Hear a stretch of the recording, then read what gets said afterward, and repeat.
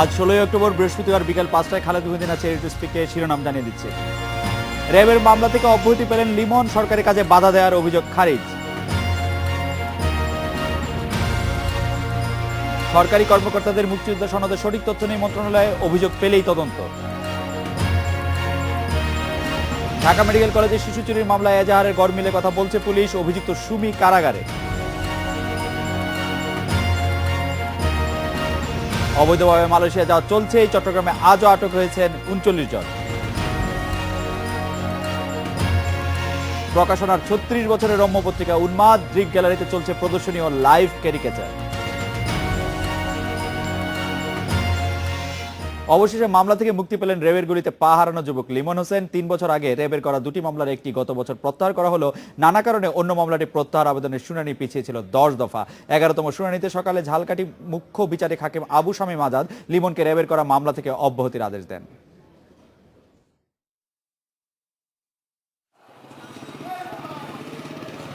মন্ত্রণালয়ের নির্দেশের পরেও মামলা থেকে মুক্তি মিলছিল না লিমনের। তবে এবার আর সমস্যা নেই, সেটি নিশ্চিত ছিল আগেই। 11তম শুনানিতে এসে খালি হাতে ফিরতেও হয়নি তাকে।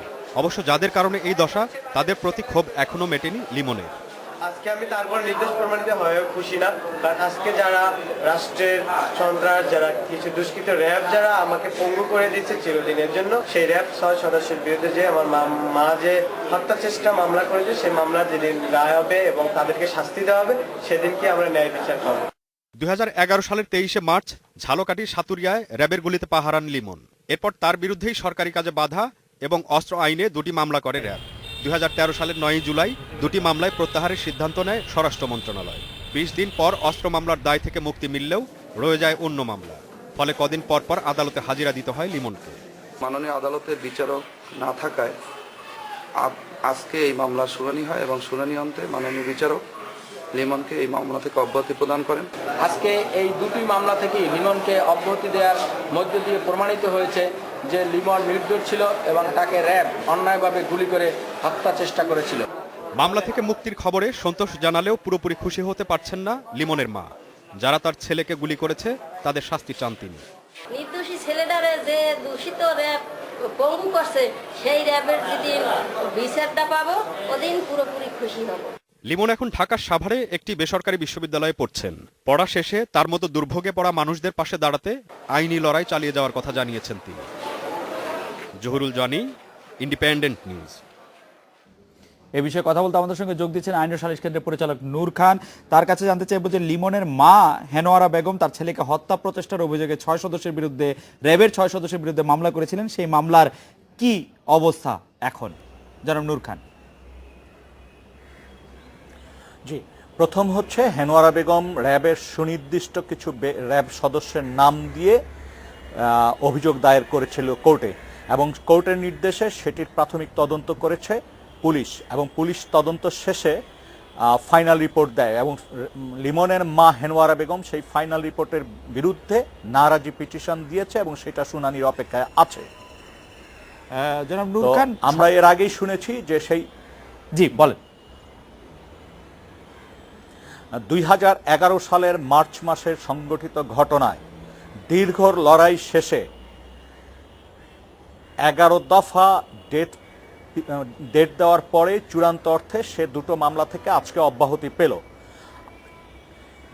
এই বিষয়টি নিয়ে তখন যে কথাগুলো বলেছিল মানবাধিকার কর্মীরা, সাংবাদিকরা, স্থানীয় মানুষ এবং তার মা যে মামলাটি দায়ের করেছিল, তাৎক্ষণিকভাবে যদি সে বিষয়ে পদক্ষেপ নেওয়া হতো, তাহলে পরবর্তীতে এই আইন বহির্ভূত যে ঘটনাগুলো বিভিন্ন আইন শৃঙ্খলা রক্ষাকারী বাহিনী ঘটিয়ে চলছে, সেগুলোকে নিরোধ করা সম্ভব হতো। আজকে আমরা নারায়ণগঞ্জের ঘটনা দেখছি, কুমিল্লার ঘটনা দেখছি, দেশের বিভিন্ন অঞ্চলে এই ধরনের ঘটনা দেখছি। এই ঘটনাগুলোর স্বচ্ছ বিচার বা তদন্ত যদি না করা হয়, তাহলে এই ঘটনা চলতেই থাকবে এবং লিমনের মায়ের দায়ের করা মামলাকে গুরুত্ব সহকারে রাষ্ট্রকে বিবেচনায় আনতে হবে এবং তার বিচারের আয়োজনটা করতে হবে। জনাব নূর খান, স্বরাষ্ট্র মন্ত্রণালয় মামলা প্রত্যাহারের সিদ্ধান্ত জানানোর পরও সংশ্লিষ্ট আদালতে বিচারক না থাকার না থাকায় 1 বছরের বেশি সময় লিমনের অব্যাহতির বিষয়টি ঝুলেছিল। এই সংশ্লিষ্ট আদালতে 1 বছর বিচারক না থাকার বিষয়টি আপনি কিভাবে দেখেন? আমাদের বিচারিক কার্যক্রমে শত হাজার লাখ মামলা জটার পেছনে এরকম লোকবল সংকট কি আসলে কতটা দায়ী বা কোনোভাবে দায়ী কিনা? জনাব নূর খান। একটা হচ্ছে লোকবল সংকটের যে বিষয়টি আসে সেটা 2 মাস 3 মাসের বিষয় হতে পারে, কিন্তু দীর্ঘ সময়, যেমন আজকে 1 বছর 3-4 মাস ধরে বিচারকের সংকট, এবং সেই সংকট মোকাবেলা করার জন্য রাষ্ট্রের তরফ থেকে যতটুকু পদক্ষেপ নেওয়া হয়েছে সেটা যথেষ্ট ছিল না। লিমনকে দাঁড়ে দাঁড়ে ঘুরতে হয়েছে এবং এই মামলাটি প্রত্যাহার করতে বেশ কয়েকবার লিমনকে ঝালুকাঠি যেতে হয়েছে তার পুঙ্গ অবস্থা সহ। আপনারা জানেন ইতিমধ্যে লিমন উচ্চশিক্ষা গ্রহণের জন্য ঢাকায় অবস্থান করছেন সাভারে। জনাব নূর খান, আপনাকে ধন্যবাদ। সরকারি কর্মকর্তা ও সচিব পর্যায়ে কতজন মুক্তিযোদ্ধা সনদ নিয়েছেন তার সঠিক কোনো তথ্য মুক্তিযোদ্ধা মন্ত্রণালয়ের কাছে নেই, ফলে এগুলো যাচাই করারও সুযোগ নেই। কেবল যাদের বিরুদ্ধে অভিযোগ উঠবে তাদের বিষয়েই তদন্ত হবে। সরকারি চাকরির ক্ষেত্রে মুক্তিযোদ্ধা সনদ ব্যবহার করছেন কতজন? প্রশ্নটি উঠেছে কয়েকজনের ক্ষেত্রে এই সনদের অপব্যবহার ফাঁস হয়ে যাওয়ার পর। ইতিমধ্যে 3 সচিব ও 1 যুগ্ম সচিবের সনদ বাতিল হয়েছে, কিন্তু এক্ষেত্রে প্রতারণার ঘটনা ঘটে থাকলেও মামলা করার উদ্যোগ নিজে থেকে নেবে না মুক্তিযোদ্ধা মন্ত্রণালয়। এটি তারা ঠেলে দিচ্ছে জনপ্রশাসন মন্ত্রণালয়ের দিকে। এটা তো নেওয়ার দায়িত্ব প্রশাসন মন্ত্রণালয়ের, সরকারি কর্মকর্তা কর্মচারীদের। সেটা মুক্তিযোদ্ধা মন্ত্রণালয় বা কোনো মন্ত্রণালয় কিন্তু কোনো সরকারি কর্মকর্তা কর্মচারীর বিরুদ্ধে ব্যবস্থা নিতে পারে না। নতুন করে আরও 5 সচিবের মুক্তিযোদ্ধা সনদ নিয়ে প্রশ্ন উঠেছে এরই মধ্যে। সরকারি কর্মকর্তা ও সচিব পর্যায়ে ঠিক কত ব্যক্তি মুক্তিযোদ্ধা সনদ নিয়ে চাকরি করছেন তার তথ্য নেই মুক্তিযোদ্ধা মন্ত্রণালয়ের কাছে। মন্ত্রী বলেন, যাদের বিরুদ্ধে অভিযোগ উঠবে অগ্রাধিকার ভিত্তিতে তাদের তথ্য যাচাই বাছাই করা হবে। কারা কারা নিয়েছে সব তো আমাদের জানা নেই, কারণ পদবি উল্লেখ করে কেউ সার্টিফিকেট নেননি, সেই জন্য এটা ধরা মুশকিল। এই জন্য আপনারা যেভাবে আমাদেরকে অবহিত করছেন, নানানভাবে বিভিন্ন জনগণ দরখাস্ত করতেছে বা পত্রপত্রিকা আসতেছে, সেগুলোর আমরা অগ্রাধিকার ভিত্তিতে তদন্ত যাচাই বাছাই যাচ্ছে। এরই মধ্যে নতুন নেয়া সব সনদ যাচাই বাছাইয়ের উদ্যোগ নিয়েছে মন্ত্রণালয়। সারা দেশে শুরু হবে প্রায় 50,000 সনদ পরীক্ষার কাজ। Ariful Islam, independent news, Dhaka. এই বিষয়ে কথা বলতে আমাদের সঙ্গে যোগ দিচ্ছেন মুক্তিযোদ্ধা সংসদের চেয়ারম্যান হেলাল মোরশেদ খান। কথা বলছে তার সঙ্গে। জনাব হেলাল মোরশেদ খান বীর বিক্রম, আপনার কাছে প্রথমেই জানতে চাইবো যে এখন ভুয়া মুক্তিযোদ্ধা, বিশেষ করে সরকারি কর্মকর্তাদের মধ্যে যারা মুক্তিযোদ্ধা সনদটি ঠিকভাবে নেননি, তাদের নিয়ে অনেক রকম কথা হচ্ছে। তাদের অনেককে আসলে মুক্তিযোদ্ধা সনদ বাতিলও করা হয়েছে, এর মধ্যে সরকারের শীর্ষ পর্যায়ের কর্মকর্তারাও রয়েছেন। সেই সব সনদগুলি তারা যে পেলেন, এতে আপনাদের কোনো ভূমিকা আছে? আপনারা সেই সব সনদ পাওয়ার ক্ষেত্রে কোনো ভূমিকা রেখেছেন বা সেই সব সনদ দেওয়ার ক্ষেত্রে কোনো ভূমিকা রেখেছেন কিনা? জনাব হেলাল মোরশেদ খান। ধন্যবাদ আপনাকে। জি না, যে সকল সনদ বাতিল করা হচ্ছে এবং এর আগেও যে সকল সনদ এবং মুক্তিযোদ্ধাদেরকে নিয়ে বিতর্ক হয়েছে, গত সরকারের আমলে 11,000 মুক্তিযোদ্ধাকে সন্নিবেশিত করা হয়েছিল তৎকালীন যে গেজেটটি ছিল তার সঙ্গে। সেই 11,000 মুক্তিযোদ্ধা যে তার মধ্যে যে সনদ দেওয়া হয়েছিল, তাদের কোনোটির একটির সঙ্গেও বাংলাদেশ মুক্তিযোদ্ধা সংসদের কোনো সম্পৃক্ততা ছিল না। এটি জাতীয় মুক্তিযোদ্ধা কাউন্সিল সরাসরি, মন্ত্রী মহোদয় সরাসরি এবং মন্ত্রণালয়ের মাধ্যমে এটি করা হয়েছিল। বাংলাদেশ মুক্তিযোদ্ধা সংসদের নির্বাচিত কেন্দ্রীয় কমান্ড কাউন্সিল অথবা কোনো নির্বাচিত কমান্ডের সদস্যদের এর মধ্যে সম্পৃক্ততা ছিল না।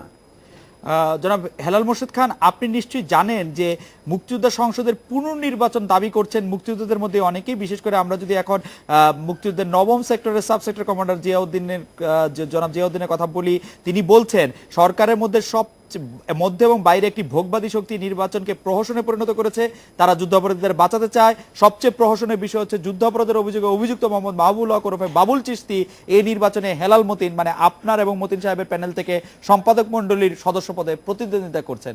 এই বিষয়ে আপনি কি বলবেন? মানে ভুয়া মুক্তিযোদ্ধারা শুধু সরকারি সুযোগ সুবিধা নিচ্ছে তাই নয়, মুক্তিযুদ্ধ সংগঠনের নেতৃত্বে পর্যন্ত চলে আসছে অভিযোগটি এরকম। জানাব হেলাল। আমি শুধু এইটুকু বলতে চাই যে মুক্তিযোদ্ধা সংসদের যে নির্বাচন হয়েছে, সেখানে ভোটার তালিকা যারা হতে পেরেছে তারাই মুক্তিযোদ্ধা সংসদের নির্বাচনে অংশ নিতে পেরেছে। ভোটার তালিকাটি তৈরি করেছেন মন্ত্রণালয়, মুক্তিযোদ্ধা সংসদের সঙ্গে সম্পৃক্ত থেকে। তখন আমি বা আমার বর্তমানে যারা এসেছেন তাদের কেউই সংসদে ছিল না। এই তালিকাটি তৈরি করা হয়েছে মুক্তিযোদ্ধা মন্ত্রণালয় এবং তৎকালীন সংসদের যে সরকারি নিয়ন্ত্রণকারী যে অফিসার ছিলেন তার মাধ্যমে। যারা ভোটার তালিকায় এসছেন তাদেরকেই আমরা মনে করেছি তখন নির্বাচনে অংশ নেবার যোগ্য। সেই হিসাবে যারা আমাদের সঙ্গে পরিচিত ছিলেন, যারা মুক্তিযোদ্ধা বলে আমাদের কাছে পরিচিত, তারাই হয়েছেন। আর মাহবুব আলম চিশতি সাহেবের কথা যেটি বললেন, ওনার নামটি ভারতীয় তালিকায় একজন সুনির্দিষ্ট মুক্তিযোদ্ধা হিসাবে সন্নিবেশিত আছে এবং উনি মুক্তিযোদ্ধা ছিলেন। পরবর্তীতে হয়তো কোনো মুক্তিযোদ্ধা কোনো বিষয়ে কি করেছেন সেটি আমাদের বিষয়ে এখনও আমরা জানি না। সুতরাং মুক্তিযোদ্ধা হিসেবে তিনি ভারতীয় লিস্টে আছেন এবং আপনারা জানেন যে বর্তমানে ভারতীয় লিস্টে যাদের নাম আছে, তালিকায় যাদের নাম আছে, তাদেরকে যাচাই বাছাইয়ের থেকেও বাইরে রাখা হচ্ছে এবং লাল মুক্তিবার্তায় যাদের নাম আছে তাদেরকেও যাচাই বাছাই থেকে বাইরে রাখা হচ্ছে। সুতরাং ওনারা যে মুক্তিযোদ্ধা বলেই আমরা ধরে নিয়েছি এবং ওনারা আছেন। তার মানে ডেইলি স্টারে যে জুন 16, 2014 যে খবরটি বেরিয়েছিল যে মাহবুবুল হক চিশতি বা বাবুল চিশতি একজন মুক্তিযোদ্ধাকে খুন করার দায়ে অভিযুক্ত এবং তিনি আল বদরের একজন সদস্য, সেই তথ্যটি আসলে সঠিক নয়। আমি যতটুকু জানি যে বাবুল চিশতি এই বিষয়ে মামলা করেছেন এবং মামলাটি বিচারাধীন আছে। ইনি মানহানির মামলা করেছেন, সেই মামলার বিচারাধীন আছেন বলে এই বিষয়ে হয়তো আমাদের কিছু বলার নেই। উনি ব্যক্তিগতভাবে এটি পরিচালনা করছেন এবং মামলার রায়ের পর এটি বোঝা যাবে যে কথাটি সত্য কি মিথ্যা। জেনারেল হেলাল মোরশেদ, আরেকটি বিষয় যে সরকারি কর্মকর্তা, আপনি নিশ্চয়ই প্রতিবেদনটি শুনলেন যে সরকারি কর্মকর্তা ও সচিব পর্যায়ে কতজন মুক্তিযোদ্ধা সনদ নিয়েছেন তার সঠিক কোনো তথ্য এই মুহূর্তে মুক্তিযোদ্ধা মন্ত্রণালয়ের কাছে নেই। আপনাদের কাছে কি এই বিষয়ে কোনো সুনির্দিষ্ট তথ্য আছে? আমি ব্যক্তিগতভাবে যেটা বলতে পারি যে আমরা যখন গতবার আমি যখন নির্বাচিত মুক্তিযোদ্ধা সংসদের চেয়ারম্যান ছিলাম তখন আমাদের সঙ্গে আলোচনা হয়েছে এবং আমি জানি যে গত সরকারের আমলে 10 থেকে 12,000 মুক্তিযোদ্ধা সরকারি কর্মকর্তা কর্মচারীদের বিষয়ে তাদের প্রতিবেদন দেওয়া হয়েছে এবং সেই হিসাবেই তারা চাকরিতে আছেন। এই 10 থেকে 12,000 মুক্তিযোদ্ধা কর্মচারীদের মধ্যে ধরেন 20% হবেন কর্মকর্তা, বাকি হবেন কর্মচারীবৃন্দ এবং এই সংখ্যাটি ঠিকই আছে। মুক্তিযোদ্ধা মন্ত্রণালয় থেকেই এগুলো ক্লিয়ারেন্স দেওয়া হয়েছে বিভিন্ন মন্ত্রণালয়ে। জেনারেল হেলাল মোরশেদ, আপনাকে ধন্যবাদ। এটু স্পিক একটি 40 সেকেন্ডের বিরতি নিচ্ছি, ফিরছি তার ঠিক পর।